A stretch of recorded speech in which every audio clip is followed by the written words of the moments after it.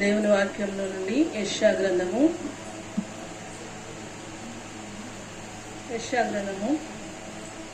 38వ అధ్యాయము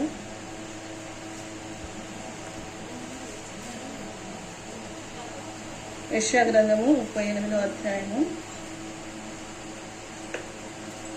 మొదటి నుండి కొన్ని వచనాలు చదువుకుందాం. యెషయా గ్రంథము 38వ అధ్యాయము మొదటి నుండి 4 వచనాలు ఎవరైనా చదవండి.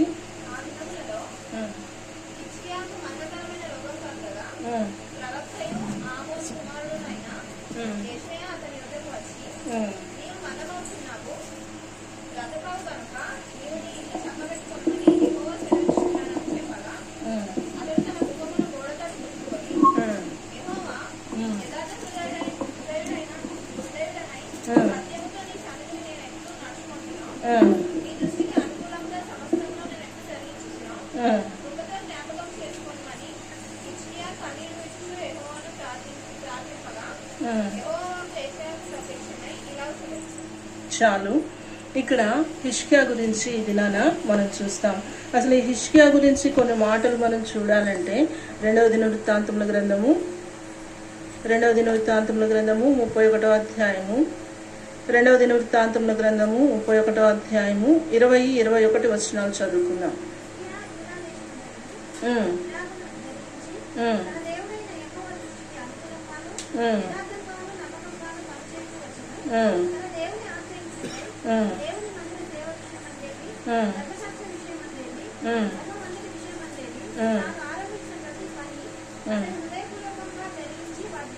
చాలు.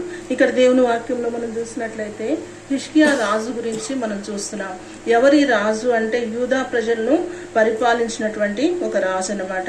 యూదా ప్రజలకు 13వ రాజుగా హిజ్కియాను మనం చూస్తాం. దగ్గరగా 29 సంవత్సరాలు హిజ్కియా పరిపాలన చేస్తూ వచ్చినాడు. తరువాత మనం చూస్తే అతనిలో ఉన్నటువంటి మంచి లక్షణాలు రెండవ దినవృత్తాంతముల గ్రంథము 31వ అధ్యాయము 20-21 వచనంలో మనం చూస్తే ఇక్కడ చూడండి 20 వచనంలో రాయబడుతూ వచ్చింది. ఏమని రాయబడుతూ వచ్చింది? హిజ్కియా యూదా దేశం అంతటిను ఇలాగు జరిగించి ఏం చేస్తూ వచ్చినాడంట? తన దేవుడైన యెహోవా దృష్టికి ఎట్లా ప్రవర్తించినాడంట? అనుకూలంగా. మొట్టమొదటి లక్షణంగా హిజ్కియాలో మనం జ్ఞాపకం చేసుకుంటే దేవునికి అనుకూలంగా బ్రతికిన వాడుగా ఉంటున్నాడు. రెండవదిగా మనం జ్ఞాపకం చేసుకుంటే ఎలాగున్నాడంట? దేవుని ఎదుట యథార్థంగా ఉంటూ వచ్చినాడు. మూడవదిగా మనం జ్ఞాపకం చేసుకుంటే దేవుని ఎదుట ఎలాగున్నాడంట? నమ్మకంగా ఉంటూ వచ్చినాడు. కనుక మరి ఇలాగున చేస్తూ వచ్చినాడు. మొట్టమొదటిగా మనం చూసినాం దేవునికి అనుకూలంగా ఉన్నాడు. తర్వాత ఎవరి దృష్టికి అనుకూలంగా ఉన్నాడంట? దేవుని దృష్టికి అనుకూలంగా ఉంటూ వచ్చినాడు. రెండవదిగా మనం చూస్తే యథార్థంగా ఉంటూ వచ్చినాడు. మూడవదిగా మనం చూస్తే ఎట్లా ఉంటూ వచ్చినాడంట? ఎలా ఉన్నాడంట? నమ్మకంగా ఉంటూ వచ్చినాడు. కనుక ఇలాగూ యథార్థముగాను నమ్మకంగాను ఉండటం మాత్రమే కాదు, అక్కడ ఒక మాట రాయబడుతూ వచ్చింది, పని చేయొచ్చు వచ్చును. తన పని అంతట్లో కూడా యథార్థంగా నమ్మకంగా దేవుని ఎదుట దేవుని దృష్టికి పని చేస్తూ వచ్చినాడు. తర్వాత 21వ వచనంలో చూడండి.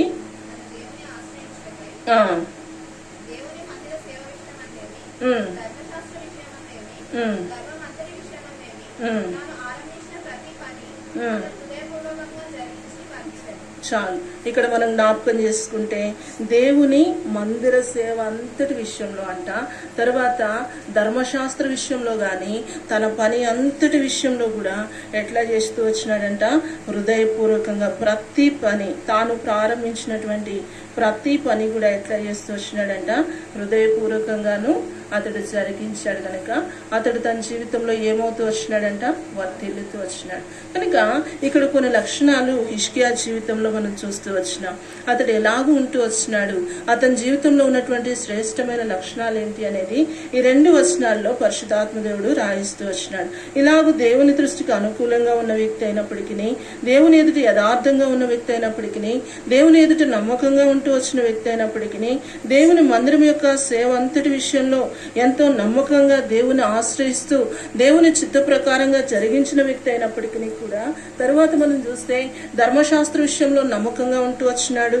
తనకు అప్పగించినటువంటి ప్రతి పనిలో దేవుడు ఏ పని అప్పగించినప్పటికీ కూడా ఆరంభించిన ప్రతి పనిని కూడా ఎట్లా చేస్తూ వచ్చినాడంట, హృదయపూర్వకంగా చేస్తూ వచ్చినాడు. ఆ కారణం బట్టి దేవుడు అతన్ని ఏం చేస్తూ వచ్చినాడు, వర్తిల్ల చేస్తూ వచ్చినాడు.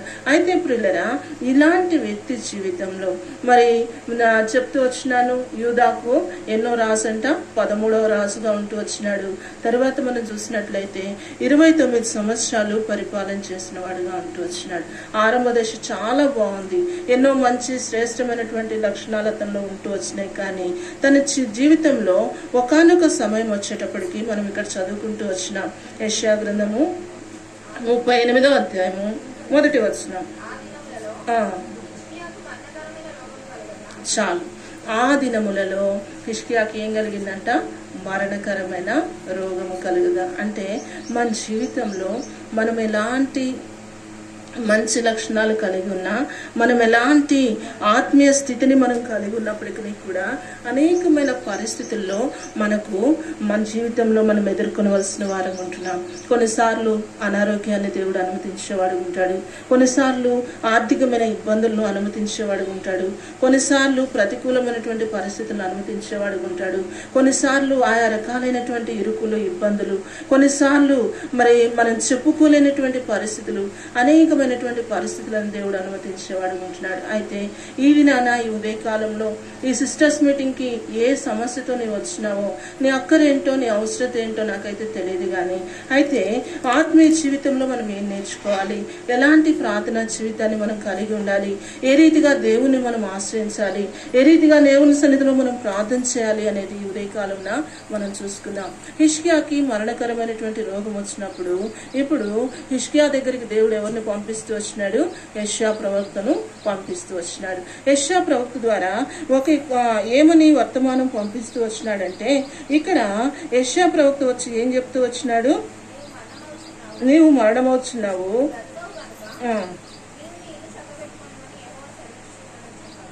ఏమంటున్నాడు, నీవు మరణమవుతున్నావు, బ్రతకవు గనుక ఏం చక్కబెట్టుకోవాలంట, నీ ఇంటిని చక్కబెట్టుకో. నిజంగా మరణం అంటే ఎవరికైనా కూడా ఏముంటుంది, భయం ఉంటుందా, ఉండదా? ప్రతి ఒక్కరికి, చిన్నవాళ్ళు మొదలుకొని వృద్ధాప్యంలో ఉన్న వాళ్ళ వరకు కూడా ఎవరికైనా కూడా మరణ భయం అనేది అందరికీ ఉంటుంది కదా. రేపు నువ్వు చనిపోతున్నావు అంటే ఈ దినమంతా మనం ఏం చేయము, ఏం పని చేయము, తిండి ఉండదు, ఏముండదు. కనుక మన జీవితంలో మనం జ్ఞాపకం చేసుకోవాలి, ఇలాంటి మరణ భయము ఈ రాజు జీవితంలో వచ్చినప్పుడు ఆ రాజు ఏం చేసినాడు, మానవ సంబంధమైన జ్ఞానాన్ని, మానవ సంబంధమైన తెలివిని, తనకున్నటువంటి దేనిని కూడా వాడలేదు పిల్లల. ఇప్పుడు రాజు అనుకుంటే ఎంతో మంది డాక్టర్స్ని పిలవచ్చు, ఎన్నో వైద్యాలు చేయించుకోవచ్చు, ఎన్నో ట్రీట్మెంట్స్ చేయించుకోవచ్చు. కానీ తన జ్ఞానాన్ని, తన యొక్క తెలివిని, తన ఆలోచనల్ని ఏది కూడా తను ఉపయోగించకుండా ఎప్పుడైతే యెషయా ప్రవక్త వచ్చి నీవు మరణమవుతున్నావు గనుక నీ ఇంటిని చక్కబెట్టుకో అన్న మాట చెప్పినాడో, వెంటనే ఏం చేసినాడంట, గోడ వైపు తిరిగి కన్నీళ్లు విడిచి ప్రార్థన చేస్తున్నాడు. కనుక మన జీవితంలో నీవు నేను హిజ్కియా జీవితం ద్వారా నేర్చుకోవాల్సింది ఏంటంటే, హిజ్కియా తన జీవితంలో అలాంటి సీరియస్ కండిషన్లో ఇక మరణము తనకు వస్తుందన్నటువంటి సందర్భంలో ఏ రీతిగా దేవుణ్ణి ఆశ్రయిస్తూ వచ్చినాడు. ఇక మనుషుల వైపు చూడకుండా, బంధువుల వైపు చూడకుండా, కుటుంబం వైపు చూడకుండా, తనకున్నటువంటి డాక్టర్స్ వైపు చూడకుండా, మెడిసిన్ వైపు చూడకుండా ఏం చేస్తూ వచ్చినాడు, గోడ వైపు తిరిగి దేవుణ్ణి ఆశ్రయించి కన్నీళ్లు విడిచి ప్రార్థన చేస్తూ వచ్చినాడు. కనుక ఈ ఉదయ కాలంలో స్త్రీలమైనటువంటి మన జీవితంలో ఉండవలసినటువంటిది ఏంటి అంటే ప్రార్థనా జీవితం.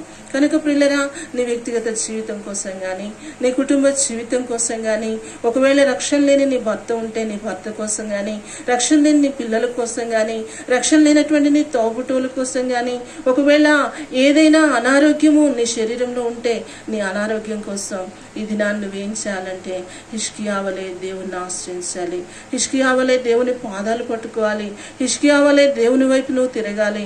హిజ్కియా వలె ఎలాగూ ప్రార్థన చేయాలంట, కన్నీరు విడిచి ప్రార్థన చేయాలి. కన్నీరు విడిచి ప్రార్థన చేసినప్పుడు దేవుడు ఖచ్చితంగా ఏం చేస్తాడు? నీ ప్రార్థన నా ప్రార్థన ఆలకించేవాడుగా ఉంటున్నాడు. తన యుద్ధకు వచ్చేవారిని ఆయన ఎంత మాత్రం కూడా ఏం చేయడంట?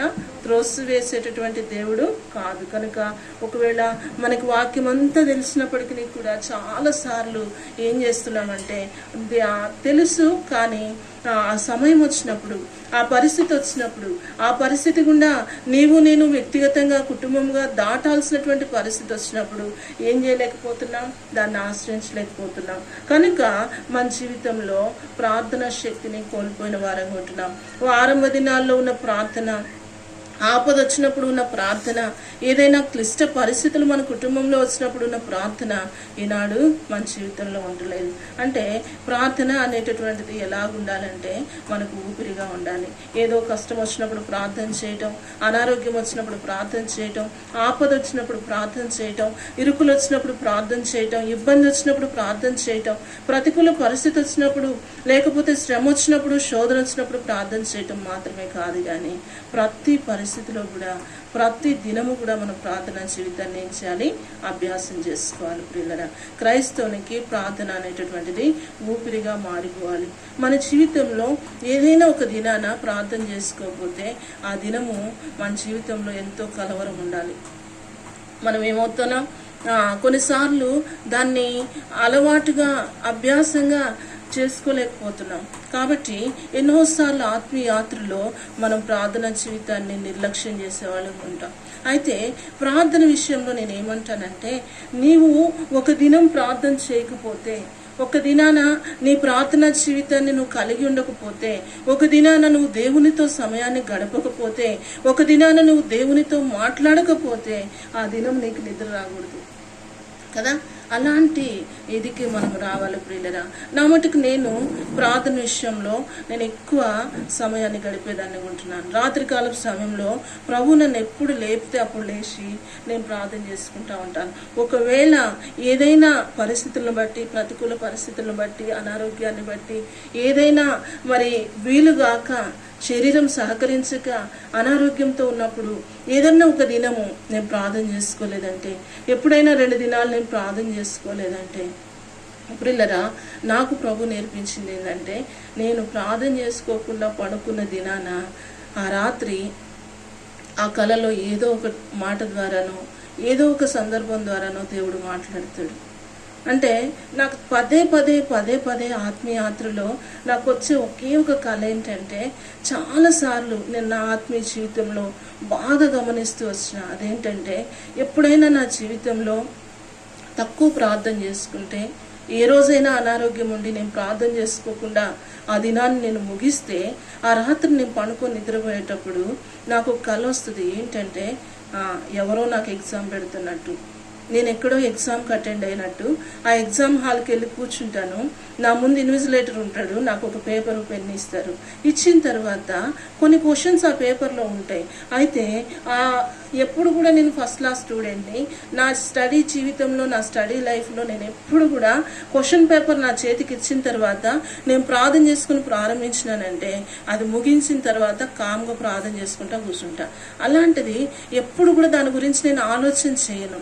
అలాంటిది ఆత్మీయ జీవితంలో ఎప్పుడైనా నా జీవితంలో నేను ప్రార్థనా జీవితాన్ని కోల్పోయినానంటే, ప్రభుతో సహవాసాన్ని నేను కోల్పోయినానంటే, ఒక్కరోజు 2 రోజులు ప్రభు విడిచిపెట్టినా 3వ రోజు నాకు ఈ కళ వస్తుంది. ఏంటంటే, ఎగ్జామ్ హాల్లోకి వెళ్ళి కూర్చుంటా, ఇన్విజిలేటర్ వచ్చి పేపర్ ఇస్తాడు, మరి పెన్ ఇస్తాడు, రాయటానికి ప్రారంభిస్తా. అయితే ఆ క్వశ్చన్స్ నాకు ఏం అర్థం కావు. ఒక్క క్వశ్చన్ కూడా నాకు అర్థం కాదు. ఒక్క క్వశ్చన్కి కూడా నేను ఆన్సర్ చేయలేని పరిస్థితి. అలాగూ ఏంటి ప్రభా, నేను ఎందుకు ఇలాంటి స్థితికి వచ్చినాను, అసలు ఈ క్వశ్చన్స్ నాకు ఎందుకు అర్థం కావట్లేదు, మరి అంతకాడికి నేను ఎందుకు ఎగ్జామ్కి వచ్చినాను, నేను ప్రిపేర్ అయినంత ఏమైపోయింది, ఎందుకు ఈ దినాన నా లైఫ్లో ఈ ప్రశ్నకు నేను ఆన్సర్ చేయలేకపోతున్నాను ఉంటున్నాను, ఎందుకు ఇలాంటి స్థితిలోనికి నేను దిగజారినాను, ఇట్లా నాలో నేను మాట్లాడుకుంటూ కళ్ళు తెరిచి చూస్తే ఏముండదు పిల్లరా. ఈ కళ నా జీవితంలో ఎన్నోసార్లు దేవుడు రిపీట్ చేస్తూ వచ్చినాడు. ఆత్మీయ జీవితంలో నేను నిర్లక్ష్యంగా ఉన్నప్పుడు, ప్రార్థన విషయంలో నేను నిర్లక్ష్యంగా ఉన్నప్పుడు, దేవునితో నేను చేసే సహవాసం విషయంలో ఎప్పుడైతే నేను నిర్లక్ష్యం చేస్తానో ఆ ప్రతి సందర్భంలో నేను ఎగ్జామ్ హాల్కి వెళ్తూ ఉంటా. అప్పుడు వెంటనే అది 2 కానీ 3 కానీ లేచి కూర్చొని ఆలోచన చేస్తా, నిజమే కదా, నా ఆత్మీయ యాత్రలో లోకపరంగా నాకు ఎంత జ్ఞానం ఉన్నా, ఎంత తెలివి ఉన్నా, ఎంత వాక్య పరిచయం ఉన్నా, నా జీవితంలో నా దేవుని యొక్క విషయంలో నేను ఫెయిల్ అయినాను కదా. దేవుని సన్నిధిలో నేను ప్రార్థనలో గడిపే విషయంలో, దేవుని సన్నిధిలో ఆయనతో సహవాసం చేసే విషయంలో, ప్రభువుకి నేను సమయం ఇచ్చే విషయంలో నిజంగా నేను 0 స్థితికి వచ్చినాను కదా. నన్ను నేను పరీక్ష చేసుకొని వెంటనే మోకాళ్ళ మీదకి వస్తాను పిల్లరా. చాలాసార్లు అర్ధరాత్రి 1 గంటప్పుడు, 2 గంటలప్పుడు, 3 గంటలప్పుడు నేను ప్రార్థన చేస్తుంటా. చాలాసార్లు ఇలాంటి సందర్భాలు నా కళ్ళతో నేను చూసినప్పుడు నా హృదయం బ్రద్దలైపోతే, ప్రభువా ఇన్ని సంవత్సరాలుగా నన్ను వెతికినావు, రక్షించినావు, నీ బిడ్డగా నన్ను చేసుకుంటూ వచ్చినావు, ఆత్మీకంగా నన్ను బలపరుస్తూ వచ్చినావు, ఒక దైవ సేవకురాలిగా నన్ను నిలవబెడుతూ వచ్చినావు. ఇన్ని సంవత్సరాలు నీతో నేను సహవాసం చేస్తూ ఆత్మీయ జీవితంలో ఇన్ని సంవత్సరాలు నేను ప్రయాణం చేసిన తర్వాత ఈ దినాన నా ప్రార్థన జీవితం 0 అయితే, నా ఆత్మీయత 0 అయితే, నా విశ్వాసం 0 అయితే, నేను ఇంతగా పడిపోతే కొత్తగా రక్షించబడిన వాళ్ళ సంగతి ఏంటి? కొన్నిసార్లు రాత్రుల సమయంలో లేచి దేవుని సన్నిధిలో కూర్చొని ఏడుస్తూ ఉంటా. అలాంటి కళ, అలాంటి దర్శనాన్ని నేను నా కళ్ళతో చూసినప్పుడు నా హృదయం బ్రద్దలైపోయి కన్నీరు ఆగదు పిల్లరా. నిజంగా ఏడుస్తూ ఉంటా.